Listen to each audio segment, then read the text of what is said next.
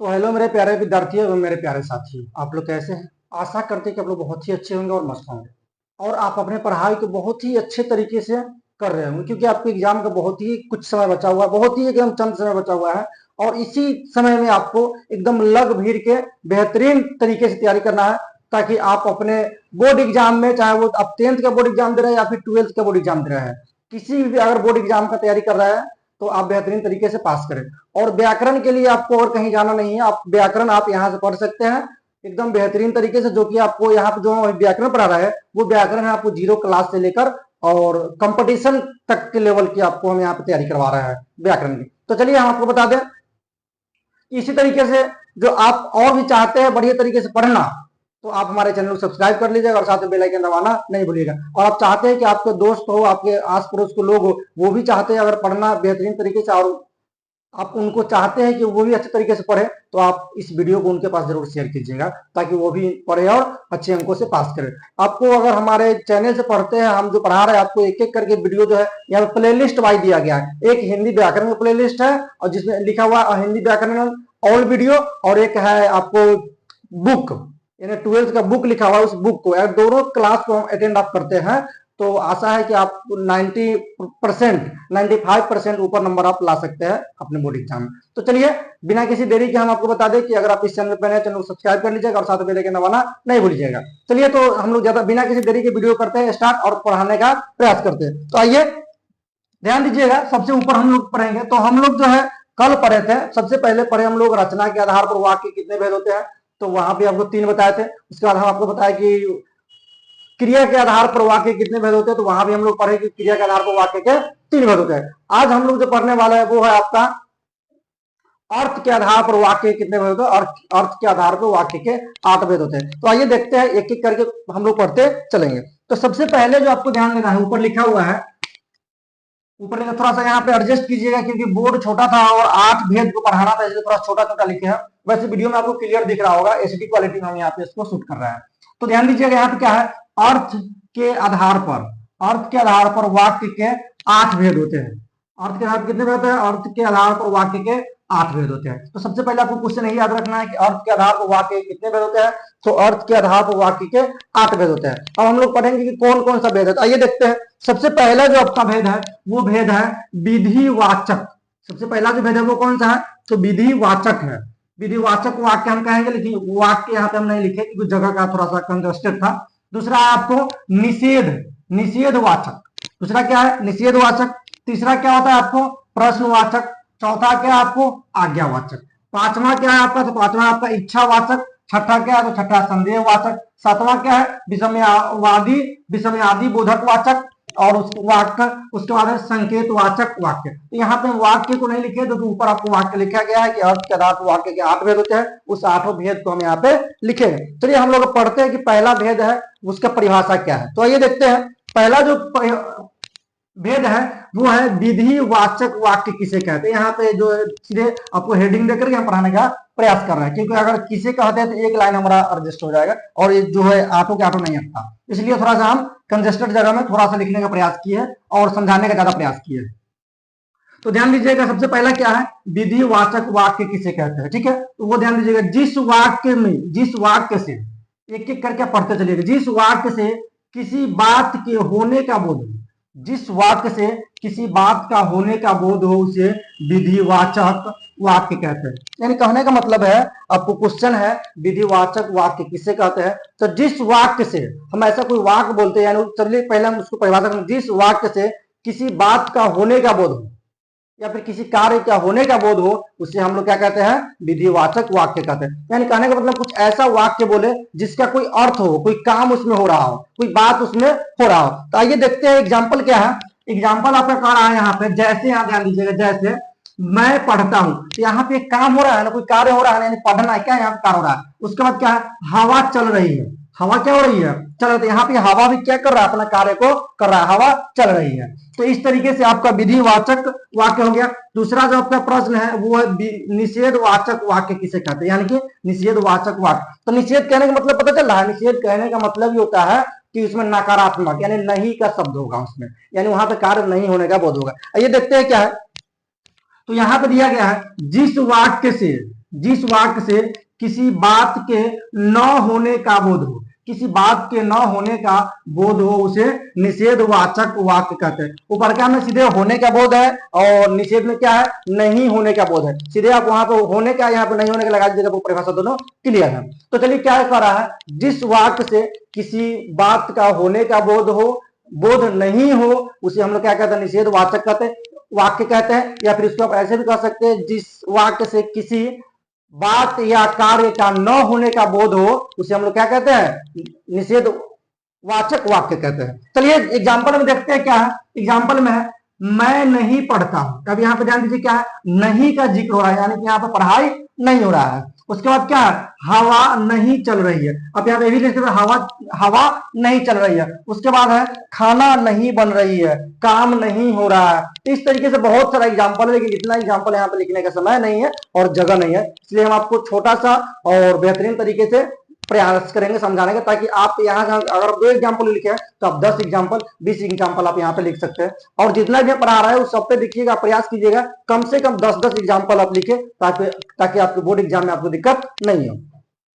Next कर रहा है आपको, वो क्या है, प्रश्नवाचक वाक्य कर रहा है। तो प्रश्नवाचक कहने का मतलब समझ में आ रहा है ना। प्रश्नवाचक कहने का मतलब ये होता है कि किसी चीज से प्रश्न करना, तुम क्या कर रहे हो, तुम कहाँ गए थे, तुम खाना क्यों नहीं खाए, ये सब क्या हो गया, प्रयास किया जा रहा है। यानी कि यहाँ पे क्या है, ये सब चीज प्रश्नवाचक है। तो चलिए हम लोग परिभाषा को पढ़ते हैं। क्या है परिभाषा, आप कह रहा है जिस वाक्य से किसी के प्रश्न, जिस वाक्य से किसी के प्रश्न किए जाने का बोध हो उसे प्रश्नवाचक वाक्य कहते हैं। क्या है, उसे प्रश्नवाचक वाक्य कहते हैं। फिर से एक बार रिपीट करते हैं, जिस वाक्य से किसी के प्रश्न किए जाने का बोध हो उसे हम लोग प्रश्नवाचक वाक्य कहते हैं। जैसे मैं ये देखते हैं, जैसे क्या कर रहा है, जैसे कह रहा है क्या मैं पढ़ता हूं,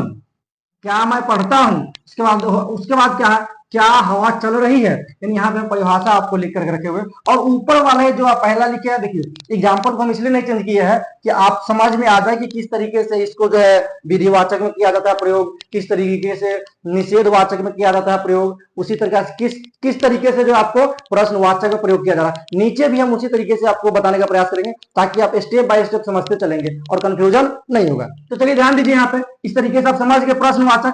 नेक्स्ट कर रहा है आज्ञावाचक वाक्य किसे कहते हैं। ठीक है, ध्यान दीजिएगा, जिस वाक्य से आज्ञा, आदेश, अनुरोध, जिस वाक्य से आज्ञा, आदेश, अनुरोध आदि के भाव प्रकट हो उसे आज्ञावाचक वाक्य कहते हैं।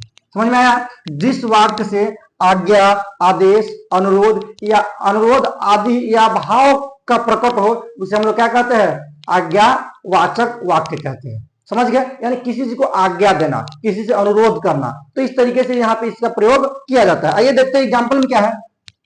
एग्जाम्पल कर रहा है सच बोला करो। अब यहाँ पे क्या किया जा रहा है, आदेश दिया जा रहा है, सच बोला करो, आदेश दिया जा रहा है। तुम अपना काम करो, यहाँ भी क्या किया जा रहा है, आदेश दिया जा रहा है। उसके बाद है अपना होमवर्क समय से पूरा करो, यानी यहाँ पे क्या किया जा रहा है, यहाँ पे आदेश दिया जा रहा है। चलिए यहीं पे एक और लिखा हुआ क्या है, वो अनुरोध है। तो आप आदेश वाला पढ़ लिए, या फिर आदेश हो या आज्ञा हो, दोनों से नहीं होता है। ठीक है, उसके बाद है अनुरोध कर रहा है। तो हम कह सकते हैं ना कि क्या आप मुझे गिलास पानी दे सकते हैं। यहाँ पे क्या होगा, ये अनुरोध है। क्या आप अपना कीमती समय हमें 2 मिनट दे सकते हैं, आपसे कुछ बात करनी है। तो ये सब क्या हो गया, अनुरोध हो गया। क्या मैं अंदर आ सकता हूँ, ये सब क्या हो गया, अनुरोध हो गया। ये नहीं कह रहा कि हम आ ही सकता हूँ, अनुरोध कर रहे हैं कि कहीं उधर से हमको आदेश मिल जाए। चलिए नेक्स्ट जो क्वेश्चन आपका है वो कह रहा है इच्छावाचक वाक्य किसे कहते हैं। ध्यान दीजिएगा, क्या है, इच्छावाचक वाक्य किसे कहते हैं। तो जिस वाक्य से इच्छा या शुभकामना, जिस वाक्य से इच्छा या शुभकामना का भाव प्रकट हो उसे इच्छावाचक वाक्य कहते हैं। क्या कर रहा है प्रश्न, फिर से पढ़ेंगे एक बार आंसर को, परिभाषा को। इच्छावाचक वाक्य किसे कहते हैं, तो जिस वाक्य से इच्छा या शुभकामना का भाव प्रकट हो उसे इच्छावाचक वाक्य कहते हैं। आपको एक एक करके अगर एक से दो बार पढ़िएगा ना तो गारंटी लिख के हम देते हैं कि आपको याद हो जाएगा। इतना आसान तरीके से लिखा हुआ है, इतना आसान भाषा में लिखा हुआ है। आइए देखते हैं एग्जाम्पल में क्या है। एग्जाम्पल आपका कह रहा है ईश्वर आपकी मदद करे। अब यहाँ पे क्या किया जा रहा है, यहाँ पे किसी इच्छा को बताया जा रहा है कि ईश्वर आपके मनोकामना को पूर्ण करे। यानी इस तरीके से यहाँ पे प्रश्न को बनाते हैं, एग्जाम्पल को लिखते हैं। दूसरा क्या दिया हुआ देखिए, तुम्हें सफलता मिले, यानी क्या हो रहा है, ईश्वर आपकी मदद करे। दूसरा क्या है, तुम्हें सफलता मिले। तीसरा क्या है, आपकी यात्रा शुभ हो। समझ गए। तो इस तरीके से जो यहाँ पे क्या किया जा रहा है, किसी के आगे की कामना किया जा रहा है कि आपके साथ जो भी हो अच्छा हो। हम यहाँ पे भी कह सकते हैं कि ऊपर वाला का आशीर्वाद हो कि आप जो भी काम करो उस काम में आप सफल हो। तो यहाँ भी क्या किया जा रहा है, किसी को शुभकामना दिया जा रहा है। ठीक है, नेक्स्ट हम लोग को देखते हैं क्या है। नेक्स्ट जो हमारा है वो कह रहा है संदेहवाचक वाक्य किसे कहते हैं। ठीक है, संदेहवाचक वाक्य किसे कहते हैं, तो समझिएगा यहाँ पे जिस वाक्य से किसी प्रकार के संदेह, जिस वाक्य से किसी प्रकार के संदेह का भाव प्रकट हो उसे संदेहवाचक वाक्य कहते हैं। समझ में आया क्या कह रहा है, जिस वाक्य से किसी प्रकार के संदेह का भाव प्रकट हो उसे हम लोग क्या कहते हैं, संदेशवाचक कहते हैं, संदेहवाचक वाक्य कहते हैं। फिर से वो रिपीट करते हैं थोड़ा सा, देखिएगा। संदेहवाचक वाक्य किसे कहते हैं, तो जिस वाक्य से किसी प्रकार के संदेह का भाव प्रकट हो उसे संदेहवाचक वाक्य कहते हैं। आइए देखते हैं फिर से, जिस वाक्य से किसी प्रकार के संदेह का भाव प्रकट हो उसे हम लोग संदेहवाचक वाक्य कहते हैं। आइए देखते हैं एग्जाम्पल क्या है। एग्जाम्पल का रहा है मोहन पढ़ रहा होगा, यानी यहाँ पे संदेह जताया जा रहा है। कह तो रहा है कि मोहन पढ़ रहा होगा, लेकिन कोई गारंटी नहीं है कि वो पढ़ रहा है नहीं पढ़ रहा है, यानी संदेह किया जा रहा है कि वो पढ़ रहा होगा, लेकिन इसका कोई गारंटी नहीं है। सीता खाना बना रही होगी, लेकिन यहाँ जरूरी नहीं कि वो खाना बना ही रही होगी, इसलिए यहाँ पे हम लोग संदेह को व्यक्त कर रहे हैं, किसी को बता रहे हैं कि हो सकता है कि वो खाना बना रही होगी। तो इस तरीके से नेक्स्ट एक और होगा, देखिएगा दो ही है यहाँ पे, सीता खाना बना रही होगी। इसी तरीके से आप कह सकते हैं कि पापा घर आए होंगे, तो हो सकता है कि पापा घर नहीं भी आए होंगे। मम्मी खाना बना ली होगी, हो सकता है मम्मी खाना नहीं बनाई होगी। मम्मी घर पे नहीं होगी या फिर मम्मी घर पे आ गई होगी। तो इस तरीके से आपको तो यहाँ पे संदेहवाचक वाक्य को बनाना है। चलिए नेक्स्ट जो क्वेश्चन कर रहा है वो कह रहा है विस्मयादि बोधक वाक्य किसे कहते हैं, कह रहा है। अब विस्मयादि बोधक आपको समझ में आ रहा है ना, विस्मयादि बोधक का मतलब होता है इंग्लिश में इसको हम लोग कहते हैं एक्सक्लामेशन, और इसका सिंबल किस तरीके होता है, इस तरीके, ध्यान दीजिएगा, इसी तरीके का आपका सिंबल होता है एक्सक्लामेशन। इसको हम लोग इंग्लिश में कहते हैं और हिंदी में कहते हैं इसको विस्मयादि बोधक। तो चलिए देखते हैं इसका परिभाषा क्या कह रहा है। तो सबसे पहले एक विस्मयादि बोधक वाक्य किसे कहते हैं, तो जिस वाक्य से सुख दुख आश्चर्य आदि का भाव प्रकट हो उसे विस्मयादि बोधक वाक्य कहते हैं। ध्यान दीजिएगा क्या कह रहा है, जिस वाक्य से सुख दुख आश्चर्य आदि का बोध हो, क्या लिखा हुआ, आदि का भाव प्रकट हो या फिर बोध हो, उसे हम लोग क्या कहते हैं, विस्मयादि बोधक वाक्य कहते हैं। ये देखिए एग्जाम्पल में क्या है, एग्जाम्पल में ध्यान दीजिएगा, इस तरह का जब भी आपको सेंटेंस लिखा रहेगा ना तो उसमें एक्सक्लेमेशन का इस्तेमाल जरूर किया जाएगा। एक्सक्लेमेशन मतलब यही है, एक्सक्लेमेशन का मतलब इस्तेमाल जरूर किया जाएगा। तो चलिए देखिएगा यहाँ ध्यान दीजिएगा क्या कह रहा है, अरे तुम यहाँ कैसे। अब देखिए हम लोग आश्चर्य करते हैं, अगर कोई आप कहीं पे जाते हैं कोई किसी काम के लिए, अगर वहां पे आपके जान पहचान का अगर कोई मिल जाता है हम लोग कहते हैं अरे तुम यहाँ कैसे। तो अरे जहां पे हम लोग लिखते हैं ना, ध्यान दीजिए यहाँ पे जहां पे अरे लिखते हैं वहां पे एक्सक्लेमेशन का चिन्ह जरूर लगा होता है। इस चीज को आप देखिएगा, व्याकरण अगर बुक भी उठा कर देखिएगा किसी पब्लिकेशन का तो आपको वहां पर जरूर मिलेगा। ठीक है, अरे तुम यहाँ कैसे, उसके बाद कह रहा शाबाश तुमने कर दिखाया, यानी किसी को शाबाश दे रहा है तो वहां पर भी एक्सक्लेमेशन चिन्ह यानी कि विस्मयवादी बोधक चिन्ह का प्रयोग किया जाता है। ठीक है, क्या लिख रहा है, शाबाश तुमने कर दिखाया। नेक्स्ट आपका जो कह रहा है वो क्या है, यहाँ ध्यान दीजिएगा, संकेतवाचक वाक्य किसे कहते हैं। ठीक है, क्या है, संकेतवाचक वाक्य किसे कहते हैं, जिस वाक्य से किसी संकेत या शर्त का बोध हो उसे संकेतवाचक वाक्य कहते हैं। ठीक है, क्या लिखा हुआ है, जिस वाक्य से किसी संकेत या शर्त का बोध हो उसे संकेतवाचक वाक्य कहते हैं। चलिए देखते हैं एग्जाम्पल क्या है। एग्जाम्पल का अब ध्यान दीजिए संकेतवाचक होता है ना, इसमें अगर या अधिकतर लगा होता है, जिस भी आप जैसे संकेतवाचक में आइएगा उसमें अगर या का इस्तेमाल होता है, जो कि हम एग्जाम्पल भी आपको उसी तरीके से बनाया हुआ है। ये देखते हैं क्या कह रहा है। अगर देखिए, हम सबसे पहले क्या बोले हैं कि संकेतवाचक में क्या होता है, अगर लगा होता है, फिर या लगा होता है। ठीक है, तो यहाँ पे क्या है, अगर। अगर तुम मोहन सॉरी अगर तुम मेहनत करते तो सफल हो जाते। अब देखिए यहाँ पे अगर लगा हुआ है ना, या तो हम पहले ही आपको बताया है कि संकेतवाचक में जो अगर या का इस्तेमाल किया जाता है। देखिए क्या, अगर तुम मेहनत करते तो सफल हो जाते। दूसरा क्या है, यदि मुझे समय मिलता तो मैं आपसे जरूर मिलने आता। यानी कह रहा है अगर मुझे समय मिलता तो मैं आपसे जरूर मिलने आता। यानी कि हम दोनों का इस्तेमाल किए, यहाँ पे अगर का इस्तेमाल करके दिखाया है और यहाँ पे यदि का इस्तेमाल करके दिखाया है, ताकि आपको समझ में आ जाए कि संकेतवाचक में जो होता है आपको यदि और अगर का ही अधिकतर इस्तेमाल होता है। इसके अलावा भी हो सकता है, लेकिन आपको मुख्य रूप से जो होता है ये दोनों का इस्तेमाल होता है। तो चलिए, आशा है कि आप लोग को इतना बेहतरीन तरीके से समझ में आ गया होगा। हम थोड़ा साइड हो जाते हैं, आप इसके स्क्रीनशॉट ले लीजिएगा ताकि आप बेहतरीन तरीके से इसको पढ़ सकते हैं।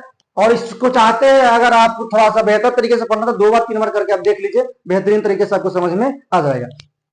तो चलिए, हम आपको जाते जाते जरूर बताएंगे कि आप अपने पढ़ाई में मेहनत कीजिए और अच्छे अंक से उत्तीर्ण कीजिए, ताकि आपके भी गार्जियन का, आपके माता पिता का नाम रोशन हो और आपका भी नाम रोशन हो और आपके विद्यालय का भी नाम रोशन हो। चलिए, जाते जाते आप वीडियो को एक लाइक जरूर कर लीजिएगा, कमेंट में जरूर बताइएगा वीडियो आपको किस तरीके की लगी है, और जितना ज्यादा हो सके जितना ज्यादा हो सके आप वीडियो को शेयर जरूर कीजिएगा। जय हिंद, जय भारत।